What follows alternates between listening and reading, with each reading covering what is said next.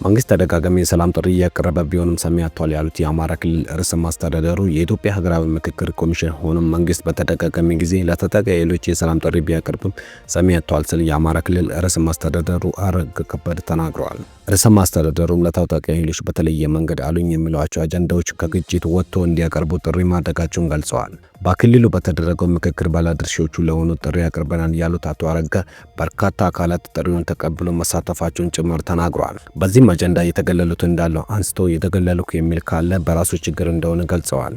በኢትዮጵያ ችግር በግጭት የሚፈታበት ጊዜ አብቅቷል ሲሉ አንስቶ በምክክር የመፍታት ባህል ማዳበር እንደሚያስፈልጋቸውም ጭምር አሳስበዋል።